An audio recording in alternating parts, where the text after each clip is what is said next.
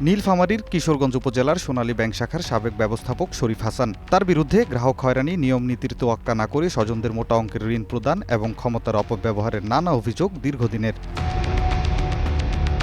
সম্প্রতি এই কর্মকর্তার অনিয়ম ও দুর্নীতির ফিরিস্তি নিয়ে গ্রিন টিভিতে বিশেষ প্রতিবেদন প্রচারিত হয়। প্রতিবেদনটি প্রচারের পর সংশ্লিষ্ট মহলে ব্যাপক তোলপাড় শুরু হয়। চাপের মুখে ব্যাংকটির উচ্চপদস্থ কর্তৃপক্ষ তদন্ত শেষে তাকে ওই শাখা থেকে ওএসডি করার সিদ্ধান্ত নেয়। একই সঙ্গে তাকে নীলফামারী থেকে স্ট্যান্ড রিলিজ করে সোনালী ব্যাংক কুড়িগ্রাম কর্পোরেট অফিসের জিএম শাখায় বদলি করে।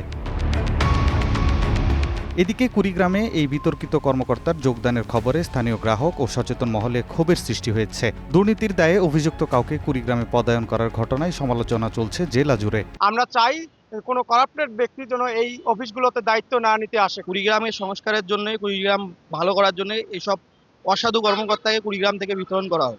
সংশ্লিষ্ট কর্তৃপক্ষের কাছে আবেদন জানাচ্ছি, এই আবর্জনা অন্য কোথায় দেওয়া হোক। এই বিষয়ে কোনো কথা বলতে রাজি হননি শরীফ হাসান। তার সম্পর্কে বিস্তারিত না জেনে কথা বলতেও নারাজ কর্তৃপক্ষ। আমাদের কাছে বদলি অর্ডার আসছে, অভিযোগ নেই, কিন্তু আমাদের কাছে তো অভিযোগ সেটা আপনারা ভাই দেখেন, আপনার অভিযোগ দেন, তারপর আমরা তদন্ত করি। তারপর আমাদের কাছে এইভাবে কোনো অভিযোগ তার এগেইনস্টে নাই এবং তার অর্ডার হচ্ছে সিম্পল অর্ডার। সংবাদ প্রচারের পর তড়িৎ এই বদলিকে সংবাদ মাধ্যমের বড় বিজয় হিসেবে দেখছেন সাধারণ মানুষ।